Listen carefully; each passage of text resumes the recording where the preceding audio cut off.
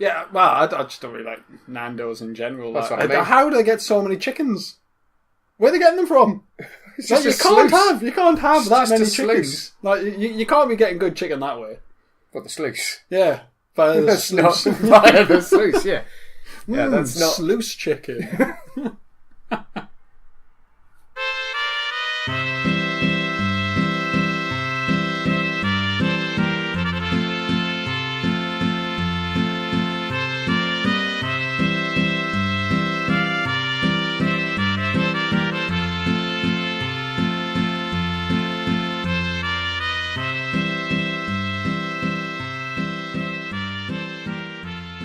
Hello and welcome back to the Space Jam Continuum, the show where we try to make a cohesive cinematic universe out of something that was never meant to be one. I'm Chris McLennan. I'm Carl Noble. And we're going to rejoin the fourth Porky. Yeah, this is going to be an interesting one. He's all fresh-faced. Yeah. Slightly smoother than he was. Not as much neck roll. Family man, Porky the Third. He's settled down. We presume. Yeah, we guess so. I mean, he definitely... Or at least he thought he was gone. At least he thought he was going to. Well, he thought he was a family man. He thought he was a family man. Maybe he's found out he's not. Maybe he still does. Maybe he's gotten wise to Petunia's games. But she is a crafty one, though. She is, and she's in this next episode. She is. Oh, we might see a little cameo of the kid, Killer's kid. Weird. So yeah, the last one we watched last week opened up a lot of interesting stuff about ghosts. Yeah. I did like that. Yeah, I like that a lot. We finally had confirmation of ghosts being, a real thing. Professionals, and a job. Consummate professionals. Yeah. They clock in, clock out. We still haven't worked out how they invoice. Yeah, but we'll get to that. Yeah, I'm sure we will. There's plenty more. There's got to be a head ghost of some kind, or like headless ghost. A headless ghost. yeah, there's got to be a headless ghost. Yeah, know what I did? Well, I think there's a headless ghost and his head. And then his head. So the headless ghost is second in command. He's like, and the head is the the head. He's the head. He's the head ghost. Yeah. But yeah, next up we have one that might answer some questions. We can also observe the difference between Porky Pig the Third and Petunia's relationship, and Porky Pig the Fourth and Petunia's relationship, because Petunia and Daffy Duck seem to still be in it. Yeah. So do we think that Porky is going to have to pretend that he's going out with Petunia, even though his predecessors actually... But she hasn't settled down. Do you think he's just at home with the baby? With Killer's kid? Oh. I'm not worried for him, because Killer's kid might do him in, because that seems to be one of his main goals. His main wants of an afternoon. And as we know, like evil is genetic. Evil is genetically passed down, hereditary evil. He's bound to be evil.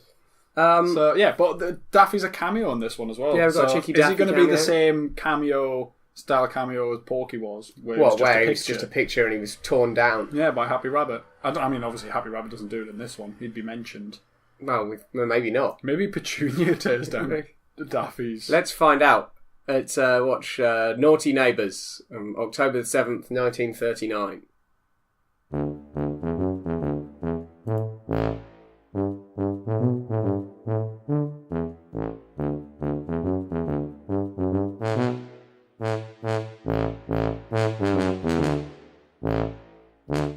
Maybe a little too close to the bone for Porky the Third, I reckon. Yeah, I know. It was a bit of a weird one. I mean, definitely, it was a made-up story, so it was a show they were putting on. Yeah. So it was sort of. I think they sometimes do, because they see stuff from our side of the portal as well. I think they just sometimes do, like their shows of our history. Yeah. So it was Martin's and McCoy's, feud. Yeah. They're all making up, but Petunia's on one side of it. Porky, the Fourth, is on the other side, and they want to make up, but no one else wants to make up. Yeah, the ducks don't seem happy about it. The skunk and squirrel don't seem that bothered. But there's a little song that goes throughout it about sort of making up your differences and I wonder if that's there as a sort of parallel to Petunia and Porky's troubles of the past. Porky the Third. Yeah. The problem, of course, being that it's not the same Porky. It's not. I don't know that the message is going to get across. No, she's making up with the wrong one. Do you think she knows? I think she knows. She must be able to tell the difference. I think she knows. Yeah. But I think it's more like trying to because we've just parted with a beloved and long-term portrayer of Porky the Pig. Yeah. I think it's for the viewers. Right, okay. To go, look, it's all fine. Yeah, these guys are getting on now. They're all okay. Porky is presumably at home, livid, raising Killer's kid. Oblivious to what's going on, because he's not the sharpest tool in the shed. It's really not. Now he's doing the housework. But yeah, largely the episode was just focused on them singing a little song about making up with each other, and all the others who mostly seem to be like other farmyard animals. Yeah. Trying to get on, but then eventually not. I wouldn't say trying to get on. I would say pretending to get on when Porky's looking. Yeah, okay, yeah. Like when Porky and Petunia are looking, they pretend to get on, but then they're still just beating the crap out of each other the whole time. Until Porky gets a presumably Acme device called the Feud Pacifier. And it's a sort of... It's a grenade with hearts on it. A grenade with hearts on it. Yeah. He lobs it in to, like, a war zone, basically. Yeah. And suddenly, everyone's singing and dancing around a maypole. So we can only presume it was filled with games, a maypole, and, like, aerosolized MDMA. I guess so. Because everyone just seemed like... Yeah, instantly. Because there was kind of, like, this, like, white cloud which passed... And yeah, then everyone was like really happy together, weren't they? It's just a fuck ton of pills. So are we assuming that at that point in their history, MDMA was probably acceptable in grenade form? That only grenade form. Well, yeah, obviously. Yeah. There are significant loopholes in Toon drug law. Yeah. If you choose to administer narcotics via... Explosive devices. Explosive device. Namely grenades with hearts on. Yeah. I mean, they have to be identified, I think, with different symbols on the grenade. You can't just have, like, an ordinary grenade. Weapons, fine. Yeah. Chemical weapons, bad. Yeah. Drugs, bad. Yeah. Drug weapons, good. Like, drug weapons, good. Oh, this could open up a whole world of... Yeah. It's a morally skewed situation. Yeah, it is. I can't... I was about to say I can't believe Acme are back in this, but of course they are. Well, it didn't say Acme, but we like, you know... Most things are Acme. Most things are Acme come a certain point. Yeah. But, you know, maybe they don't have that dominance yet. No, but what it is that it's done under a different branch that they haven't identified as Acme yet, and it's their, like, kind of weaponized pharmaceuticals.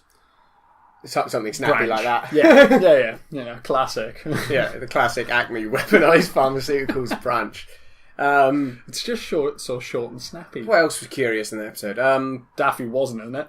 I wouldn't say Daffy was in it. There were a lot of ducks in it, but like none of them had the little white collar that Daffy has. And none of them had. None of them were Daffy. None of them were Daffy. None of them were actually with a Daffy. lowercase D. Yeah. They were and if you're not Daffy with a lowercase D, you're not Daffy with an uppercase D. Yeah.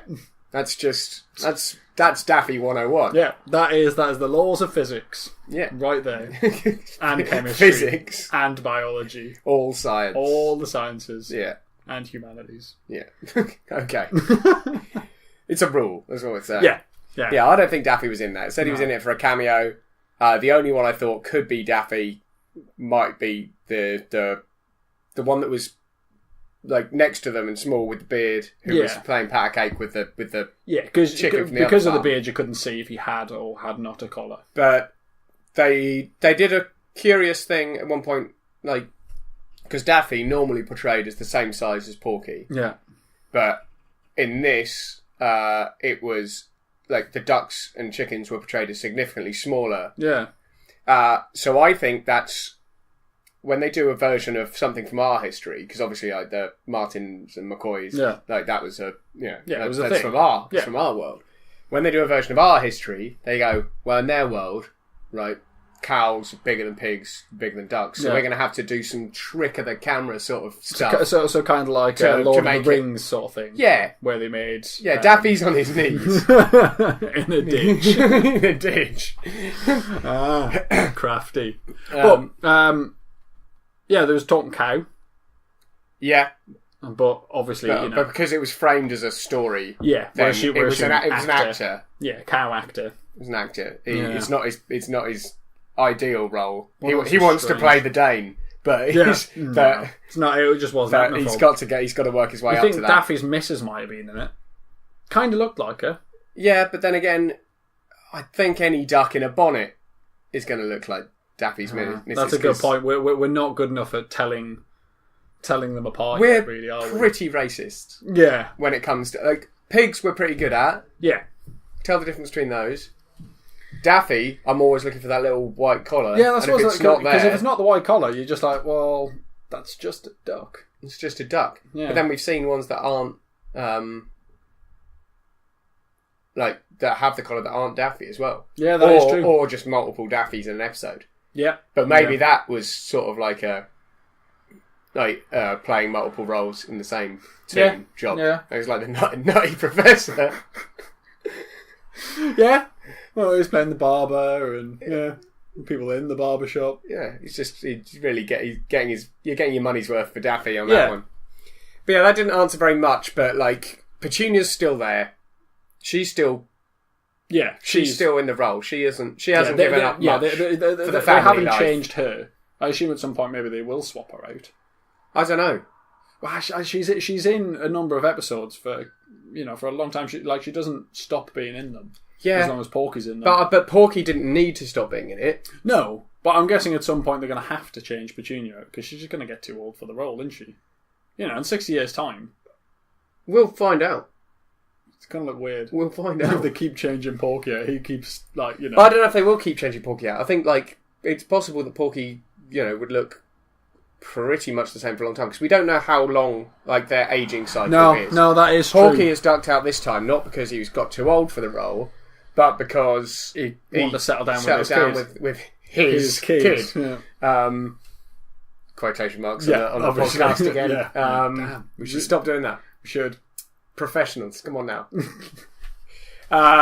When's those paychecks coming in? That's when we're professional. I don't know. We'll put a little plea in the middle of this episode. Yeah, we'll put an invoice. It's about that time. Yeah. They think we're joking. I know. But yeah, didn't answer that much. But it was interesting to see how they chose to portray the Porky and Petunia situation to us through the portal in 1939. I liked it. Yeah, it was pretty good. It was a pretty good one. We've got Inky and Minor Bird. Okay. Some new characters in. Yeah, first appearance of Inky and Minor Bird, who I have a vague picture of what they might look like in my mind. I vaguely remember things being a thing. I've definitely got what I think they look like in my head. But yeah, we shall see. The cartoon is The Little Lion Hunter, and it's October 7th, 1939 again. So these double bills. They're coming thick and fast. But I reckon, like we were saying, I reckon they're setting a precedent for doing two on the same day. Yeah. Such that if they need to get tunes back in, it's no longer. Why is it just started again? This isn't normal. They realised pretty fast that Porky in Wacky Land was a fucking shit show. Oh, it was. It really was. I'm. You're still angry about it? I don't know if angry is the right word. More disappointed. Yeah. Just come on, guys. Yeah, you could have pulled out something slightly shinier from your butt. Okay, so we're watching The Little Lion Hunter, October 7th, 1939.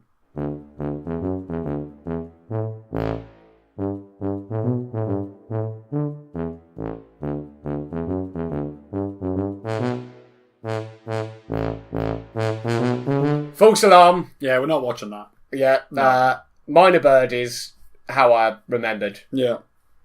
Inky, and we should have been more on it, but because I remembered Minor Bird and what that looked like, I thought it was going to be fine. But that's a no. That's a no. We're not watching it. Don't watch Inky and Minor Bird. Cartoons. They are just horrible. We're not doing it. No, well, we. I'm didn't sure watch it was. All the way through. I mean, I'm sure in general the cartoon was kind of just fine. Yeah. It was very blackface and I don't think it needs including. No, I'm not in. We'll skip it out. Yeah. We'll sweep that under the rug. It's tuck and roll, man. Do not watch the Inky and Minor Bird cartoon. Just don't do it. It's not worth your time. Next. Next up. What we got next? Pied Piper Porky. Sounds like something we can get on board with. Yeah, what's Porky Pig? He's never let us down. He's never let us down. He's never turned out to be a racist at all. And never. Different Porky, though. Oh, yeah, maybe he's got slightly different morals. Let's see. Pied Piper Porky, November 4th, 1939.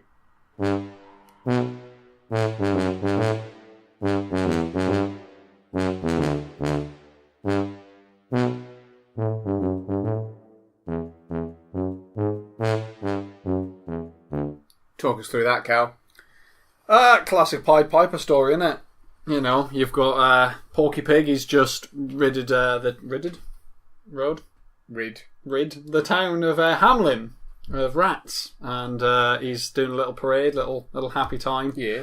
And he's playing his clarinet. Yeah, this incarnation of Porky can play the clarinet And quite well, and he's quite sassy as well. His isn't he? buttocks featured prominently. Oh, did they not? They've sexied it up. He was waving his trouser hams all over the place. Trouser hams.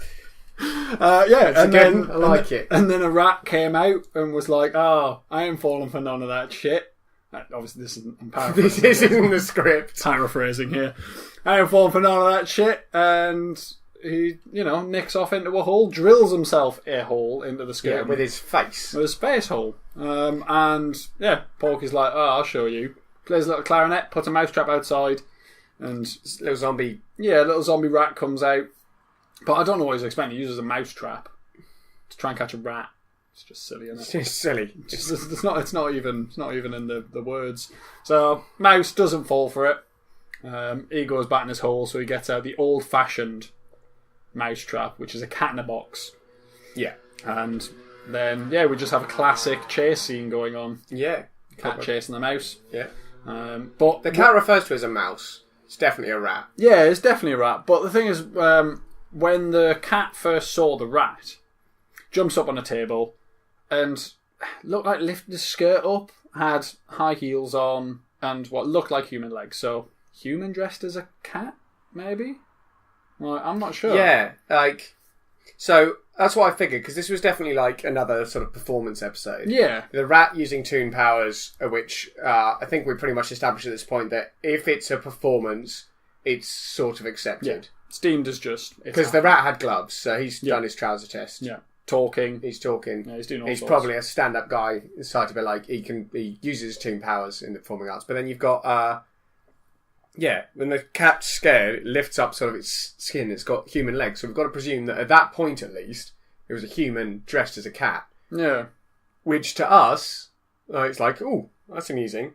Surely pretty gruesome for any toon cats out there. I'd imagine so. I mean, unless the cat was just using toon powers to do that. But I don't... no, that's... I It think that seems feels like a beyond... stretch. That seems beyond toon powers. Again, we really need to start... actually working out what you is can and what cannot isn't. do as a toon. Yeah. But, I'm just thinking, if you swap it the other way around, if you're watching something and then a human was scared and then you watch them from about the ankles... Rip this rip their skin and they've up got cat to their legs. waist, and they've got cat legs and petticoats. It's like... It would be pretty grim. It would be quite horrifying. But yeah, I mean... I'm guessing at some point, or maybe just during that scene, it was a human in a cat outfit. But the rest of the time, it did seem like a cat because... Yeah, I think it was point, just for that scene. I think they swapped out. It was the like cat a got stunt. killed, and then 9 ghosts came out of it. And I know it's just a show, so they could have just been putting that special effect in. But what I'm thinking is, if you know that ghosts are a real thing, and cats have 9 lives, what does it matter if you kill it once in a show? Yeah, but also, 8 of his ghosts get out, and then Porky crams the last one in. The other ghosts are up there, and it doesn't seem... I reckon if you'd let the 9th ghost get out... that would have been a game. That would have been it. Yeah. But it didn't come all the way out. I think after the show, they can get those 8 ghosts, cram them back in. Well, I mean, they did. And then they flew back in. He seals it back in with the catnip. Did all the other ghosts go in as well? Yeah. So I thought he just trapped the last one in. He trapped the last one in, jammed loads of catnip down his neck, which was 100 and however many percent pure dynamite, is what it said on the bottle. Yeah. He goes glug, glug, glug, And then the 9th ghost pops out a little bit, blows a trumpet. All of the other cats went meow straight back in, and he got massive. Yeah, I remember him getting every massive. ghost that went in, he got bigger. The cat, not Porky. So maybe like it's in that level of sort of almost sort of circus level entertainment, or like a stunt show or something like that, where it's just like this cat's performing this feat. Yeah, like if they did like 5 shows a week and 2 matinees. Yeah. Like and he's doing this every night, dies, and that's the selling point. Doesn't actually die. Yeah. Weird. Yeah.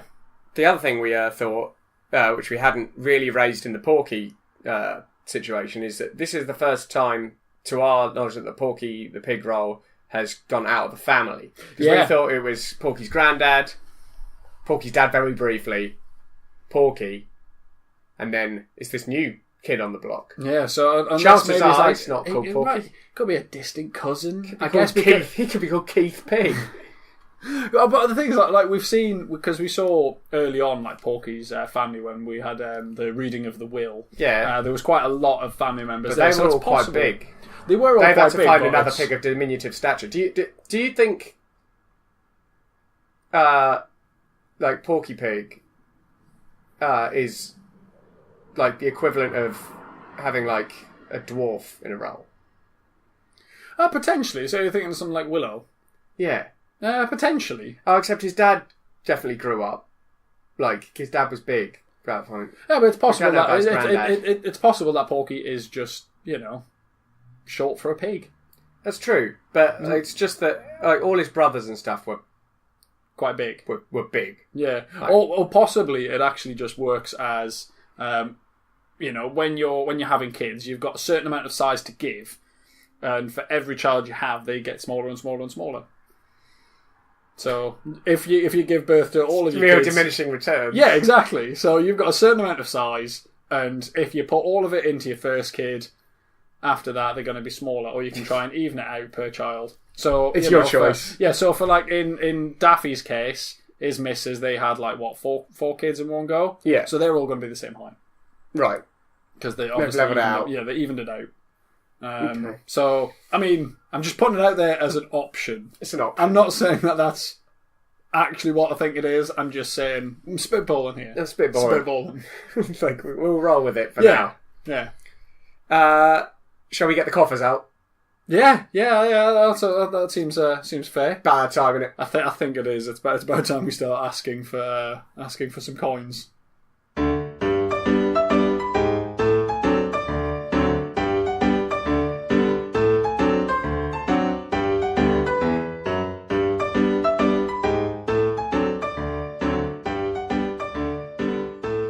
Okay, so we haven't done this before, but if you enjoy the show, there's a way you can help us out keeping it going, because we're part of a podcast network called Kaiju FM, which has a ton of great shows on it.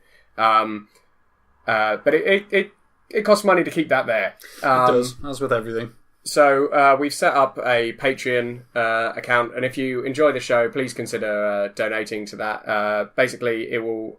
There's different donation levels monthly, and depending on how much you donate, you'll unlock various things. So there's an exclusive show for people who've donated over a certain amount, and if we overall raise a certain amount, then we'll start up a YouTube channel. We want to start a D&D podcast with some of the hosts of the other shows on Kaiju FM. But it's really no pressure to do it. The show's going to stay free. We're going to keep doing it because we enjoy it. But it's just every little bit helps. Even if you just give $1 a month, if you listen to the show, like that comes out as less than 25 cents an episode, and it might not seem like much, but it helps us out a lot because we've got to pay for hosting and things. And just keeps things going a little bit, doesn't it? Just keeps it going. So if you enjoy the show, please consider donating. You can find that at patreon.com/Kaiju FM, or you can just go to Kaiju FM and there's a support us button there. But please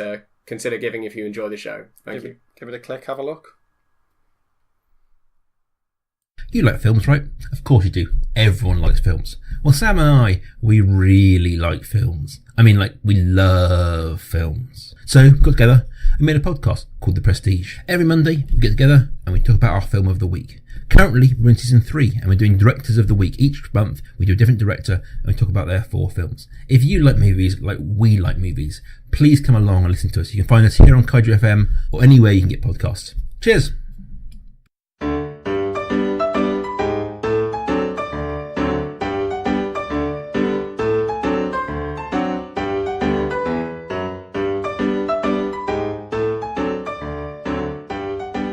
So now we're presumably wealthy men. Yeah, I'm already imagining what I'm going to spend my millions on. My millions. My millions. They're sweet, aren't they? Little millions. I thought... Little candy sweets. Are they like nerds? I think so. I don't think they're... I think you can exchange real life money for them, but I don't know if they're exchangeable for goods, though. I don't know if I actually bought millions. You have to turn them back to money before you can... And no shop's going to refund me on a half-eaten pack of millions. I mean, they might. So how many is there now? Not millions. I don't think there's millions in there anyway. Maybe. I know, I always feel gypped. It's like thousands at best. Sat there, spent 12 hours counting them. You're a tart. Anyway. Right, so next up on the list then is Porky the Giant Killer. So I think we're currently in a spell of like them doing stories for us. Yes, I think so. It definitely looks like that. Because I mean maybe it's just like a safe way of like, introducing a new Porky, like giving him some range. Well, because maybe they're just testing them, seeing what you can do. Yeah, maybe. But, seeing if you can kill a giant. So we're looking at Porky the Giant Killer, November 18th, 1939.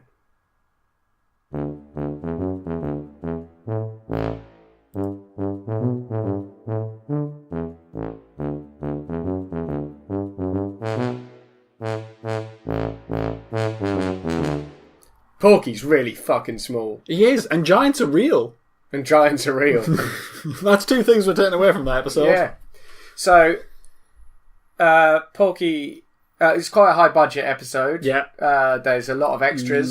And they don't hang around long, so they were just in for like the first minute. Yeah, to make it look epic at the start. Yeah. Everyone's marching up to the castle, which has been taken over by a giant. Porky joins them. Yeah. They scarper at the first sign of the giant, leaving Porky trapped in the castle. But at the start, there's a giant and his baby. Yeah, and he's rocking it, singing a lullaby to the baby, and it specifically says that the baby is 5'7" tall. Yeah. Now we see Porky next to this baby. He can't be higher than 3 foot. No, he is a lot smaller than I kind of thought he was. But there again, I mean, we've seen him stood next to humans before, and he has pretty much only come up to like kind of hip level, hasn't he? Yeah, but like it's good to get that like the scale. Yeah, actual. It's like literally a measurement. Yeah. He's we'll call him dead on 3 foot. I reckon 3 foot pig. But compared to the other pigs around, like the other pigs are bigger than humans. Yeah, kind of. And he's not even half the size of a human. No, I mean, imagine if you got like an actual pig and stood it up on its legs, it would look ridiculous. But I'm thinking it's quite tall because pigs are big. Yeah, long as well. Yeah, he stood a pig up. Like, no, that's humans. I'm just thinking of a pig that's long. Okay, a long pig, not the long pig. Not the long pig. No. Right. Okay. But so we've got a measurement on Porky. Yeah. Giants are real. Giants are real. They're about 25, 30 foot. Yeah. For an adult giant. So yeah, that was good to get a measure of. There was another bit of a sort of flip the V's to the old Porky. Yeah, there was because he gets punched. Well, he gets his nose twanged by the baby, and he flies backwards through a drum, which is Porky's whole bit. Yeah, bursting at the end. Burst a drum. Yeah, gives you away. So like they're twice. Like they are clearly like embracing this new era. Yeah, Like, they're really making it very evident that this is a new Porky. The old one's gone. Yeah. So, do you think that the old one has got the job of the bursting out the drum at the end? Yeah, I think he does, but I think that was like... Kind it of was like, now don't contact us again. Right, so they shot it once, and they're not asking them back for another bit. They're just replaying the old bit. Yeah, I think it's interesting. Like, hopefully we'll see it reconciled at some point. Maybe, like, we'll see an older Porky in an episode and be like, oh, that was good. They got old Porky back in for a bit. Like maybe he chatted with his dad, and his dad talked him round to the whole, like, oh, son, do you really want to be doing these shows? Because, they're not good for you now that you're a family man and whatnot, and, they're not portraying the right image. Yeah, although we haven't seen anything particularly racist featuring Porky. Not the new Porky, since New Porky. Oh, I do hope it wasn't old Porky's idea. Well, I never saw him down as a writer. Yeah. Produced by... maybe he made some very questionable decisions. Maybe he went to one too many improv classes and no one shut him down, and, like, as a result, he just thought that was the way you did it. Some crept in. I hope not, because I had quite an affinity for the previous. Yeah, Porky. I mean, he had his foibles, but What else did we see in that episode? It wasn't a great deal. There wasn't a lot. I mean, like, the things we take away from it is measurement on Porky. Yeah, we got and giants. That for me is what we're taking away. The fact it was like another scripted show for them means we can't really hold too much. It doesn't give us anything. Yeah, they're history. not often very helpful, apart from for physical things. Yeah. Like, because we've found out in some of these shows, like, okay, dinosaurs are a thing. Yeah. Okay, giants are a thing. Yeah. But we haven't ever found out much about the world. Yes, and like, it's There's been not a while much since in the we had politics much in or- the politics. It's been a while since any of that's happened. Yeah.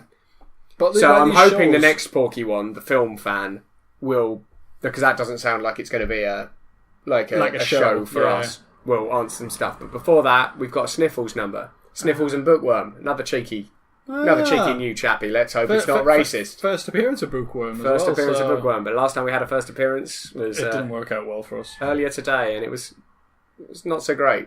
It wasn't good. So we're watching Sniffles and the Bookworm from December 2nd, 1939.